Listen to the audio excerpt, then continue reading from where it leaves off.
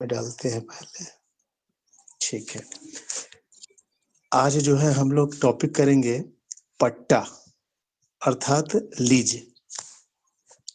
तो लीज जो है संपत्ति अंतरण अधिनियम धारा 105 में 105 में पट्टे का परिभाषा दिया गया है। देखिए रियल में ना पट्टा है क्या?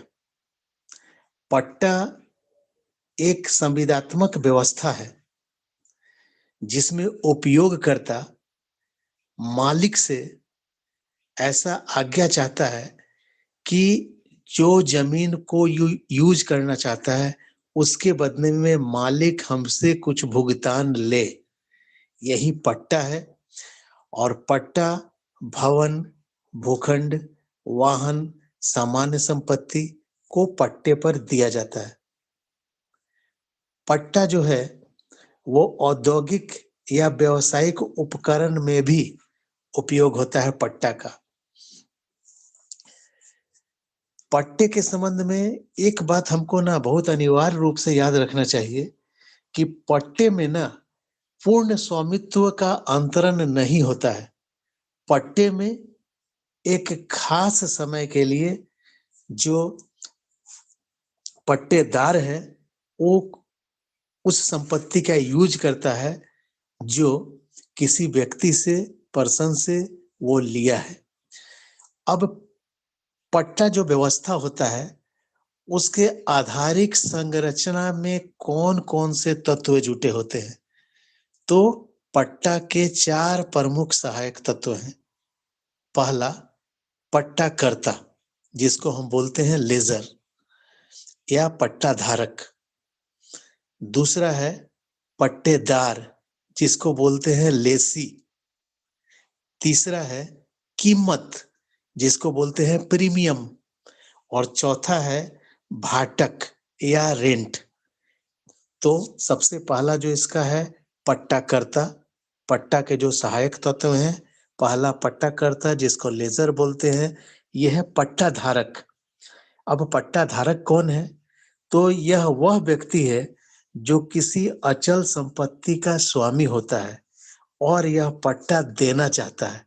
तो याद रखिएगा, पट्टाकर्ता वह व्यक्ति होता है जो किसी अचल संपत्ति का स्वामी है और वह पट्टा किसी को देना चाहता है, उसको बोलते हैं लेसर या पट्टा धारक। दूसरा पट्टेदार, लेसी कौन है या पट्टा ग्रहीता? वो है ऐसा व्यक्ति किसी अचल संपत्ति का उपभोग करना चाहता है या फिर एक निश्चित समय के लिए एक संपत्ति पर अधिकार चाहता है, उसको बोलते हैं पट्टेदार।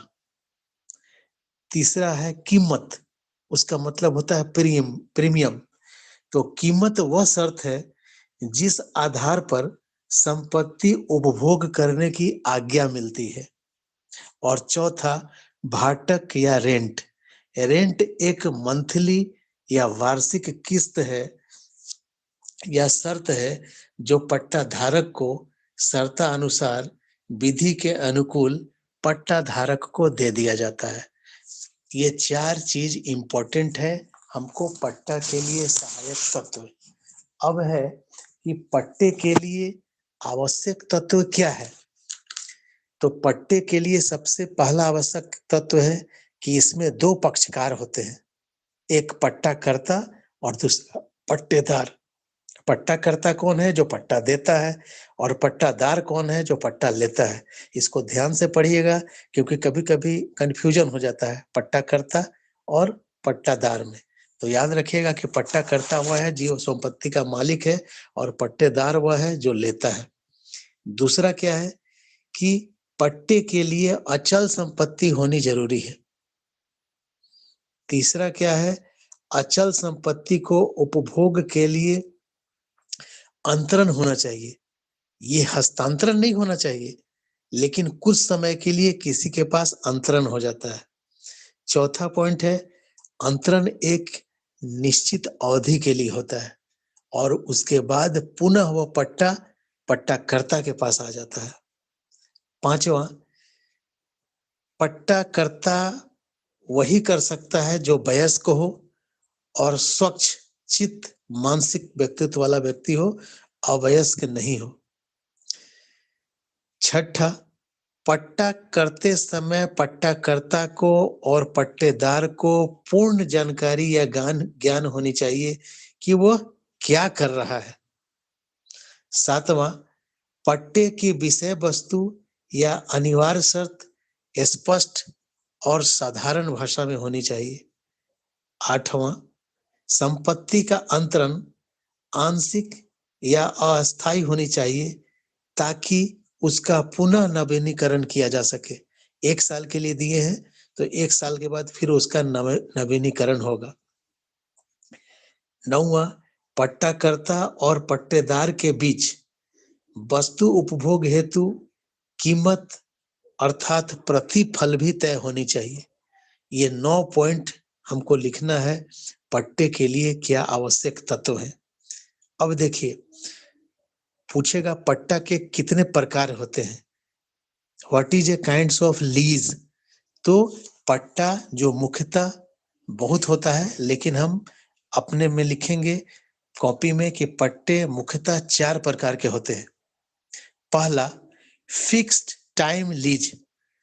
दूसरा, पीरियोडिकल लीज। तीसरा, परपेचुइटी लीज। और चौथा, लिवरेज्ड लीज। अब देखिए फिक्स्ड टाइम लीज क्या है, थोड़ा सा इसका डिटेल कर दीजिए डायग्राम बना के। फिक्स्ड टाइम लीज, इस तरह के पट्टे में निश्चित अवधि का उल्लेख किया जाता है। पट्टा को तब तक वैध माना जाता है जब तक कि निश्चित तारीख पूरी ना हो जाए।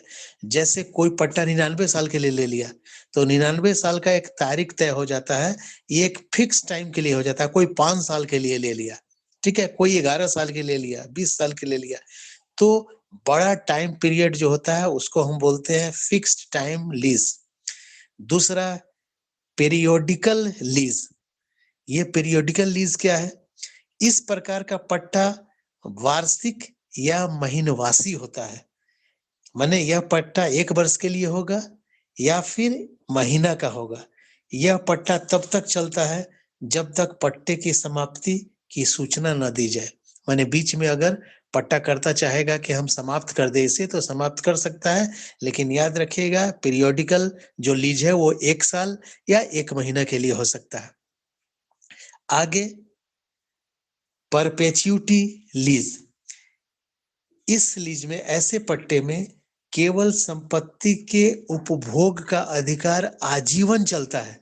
माने एक आदमी को कोई दे दिया कि भाई ये पट्टा आप लीजिए और इस पट्टा आप जब तक जीवित हैं चलते रहेगा। अगर पट्टा में ये शर्त लिखा है कि इसके बाद ये पट्टा आपके पुत्र को हो जाएगा तो ये वंशानुगत भी चलते रहता है, इसीलिए इसको बोलते हैं परपेचुइटी लीज।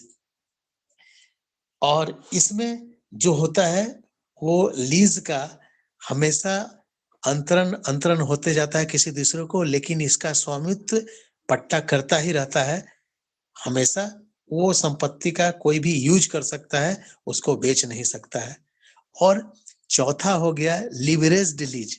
देखिए ये लीज है कि यह लीज किसी कागजात के बल पर बैंक से अर्थात सेकंड पर्सन से लिया जाता है। जैसे हम बैंक में अपना कागज दिए, जमीन का कागज, और बैंक से उसके बदले में लोन लिए और हम बैंक को लोन नहीं चुका पा रहे हैं तो बैंक उस जो पट्टा है जो उसके पास हम बंधक रखे हुए हैं वो बैंक किसी को पट्टा दे सकता है।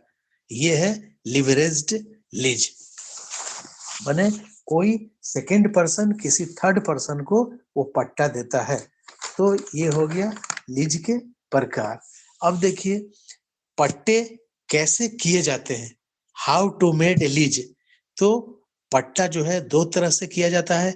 एक है लिखित पट्टा अर्थात रजिस्ट्रीकृत पट्टा, और दूसरा है कब्जा परिदान द्वारा पट्टा। तो लिखित पट्टा अर्थात रजिस्ट्रीकृत पट्टा क्या है, यह कानूनी रूप में मान्यता प्राप्त होता है अर्थात विवाद की स्थिति में न्यायालय जाया जा सकता है और इसके अधिकार हेतु न्यायालय जो है रक्षा प्रदान भी करता है। तो लिखित पट्टा के संबंध में है कि हम किसी से पट्टा ले रहे हैं तो उसको हम एफिडेविट करा लिए हैं और एक शर्त के अनुसार उसको रजिस्ट्रीकृत करा लिए हैं कि इतने साल के लिए पट्टा हम इनसे लिए हैं, ये रजिस्ट्रीकृत पट्टा होता है। तो इसी में एक वाद आया था राजेंद्र प्रसाद बनाम रामेश्वर प्रसाद 1999 में। इस मामले में न्यायालय ने निर्णय दिया कि वैसा पट्टा जो 1 वर्ष से अधिक समय के लिए लीज पर दिया गया है उसका रजिस्ट्रीकृत कराना अनिवार्य है, अन्यथा न्यायालय उस संदर्भ में आपको रक्षा नहीं देगी। ये है लिखित पट्टा अर्थात रजिस्ट्रीकृत पट्टा। उसके बाद दूसरा है कब्जा परिधान पट्टा। ऐसे इसमें संपत्ति पर मौखिक कब्जा सौंप दिया जाता है।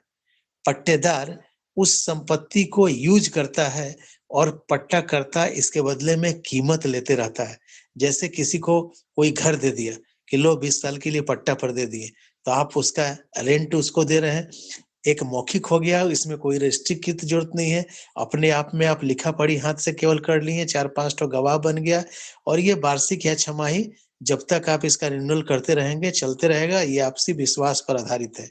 और इस संदर्भ में एक वाद आया था अरविंद कुमार बनाम भारत संघ 2007 में।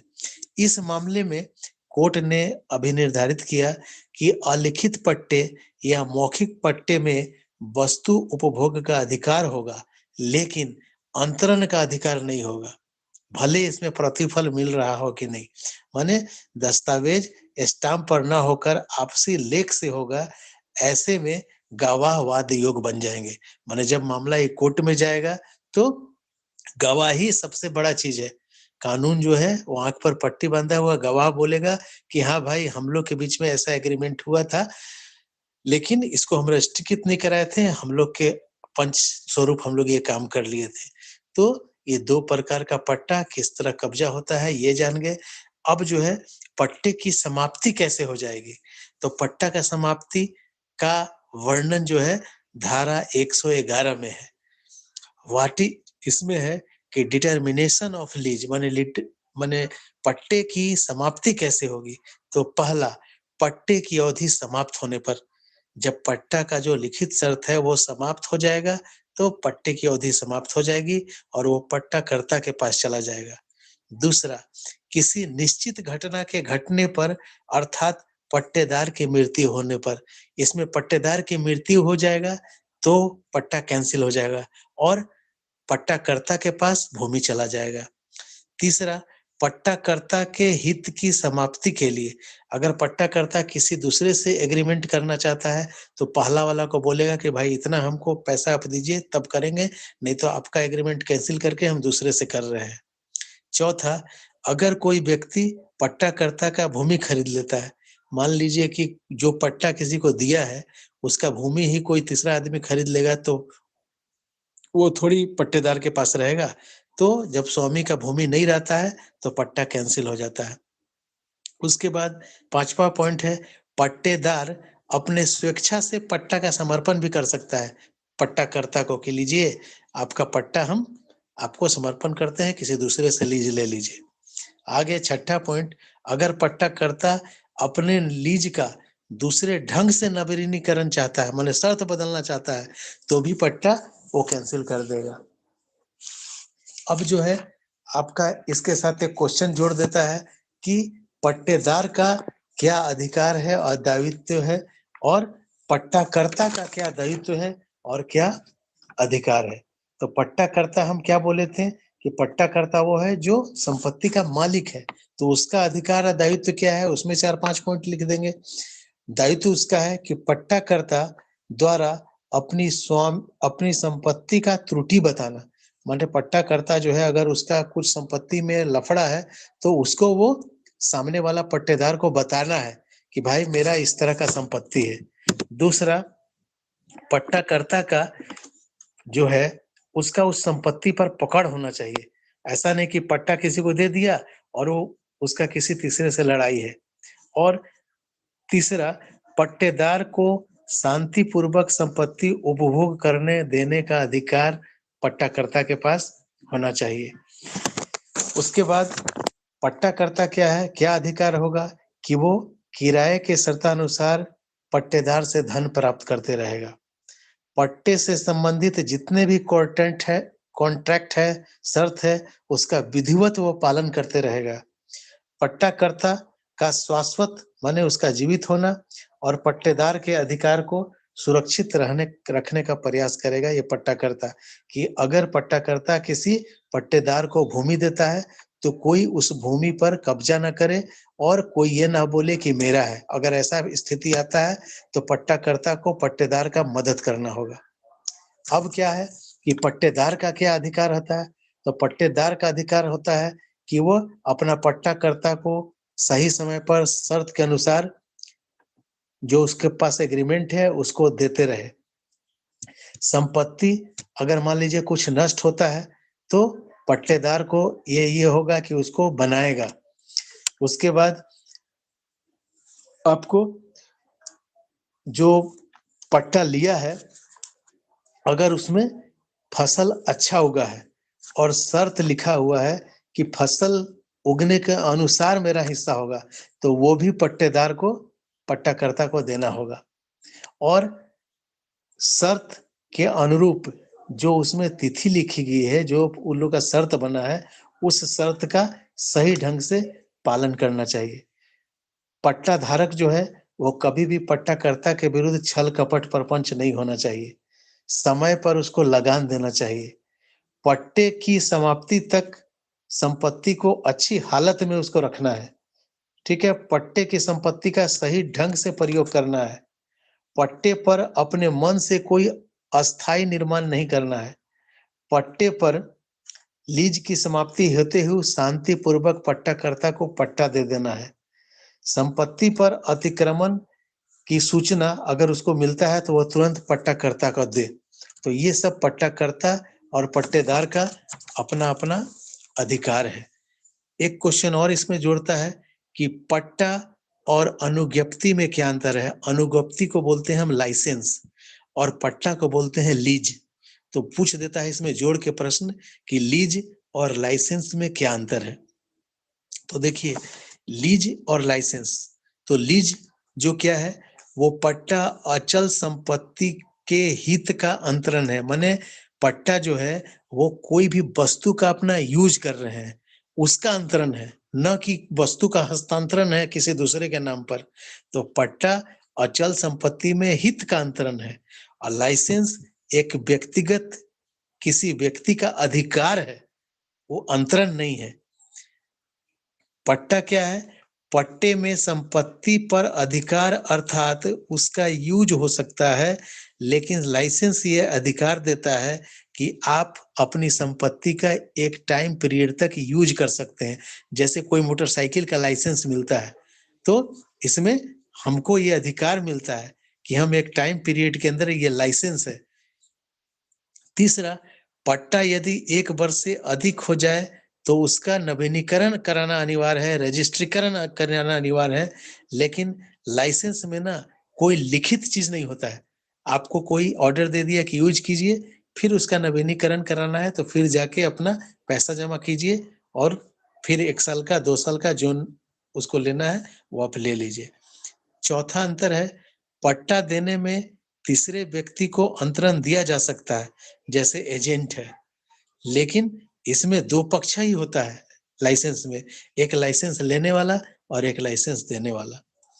पट्टा नोटिस द्वारा समाप्त कर सकते हैं, लेकिन लाइसेंस को हम नोटिस द्वारा समाप्त नहीं कर सकते हैं। लाइसेंस में नोटिस नहीं दिया जाता है। जब आप लाइसेंस के नियमों का उल्लंघन करेंगे तब आपको प्रशासनिक अधिकारी अपने, अगर गलत कार्य में आपको पकड़े गए तो आपका लाइसेंस रद्द कर सकता है उस स्थिति में। तो इसमें नोटिस की आवश्यकता नहीं होती है लाइसेंस में। पट्टाधारी की मृत्यु होने पर समाप्त नहीं होता है। वो लीज जो बना होता है आप उसका बेटा से भी ले सकते हैं उस लीज पर, लेकिन लाइसेंस जो है किसी का अगर मृत्यु हो जाएगा व्यक्ति का तो लाइसेंस समाप्त हो जाता है। तो ये मेनली लीज और लाइसेंस में अंतर है।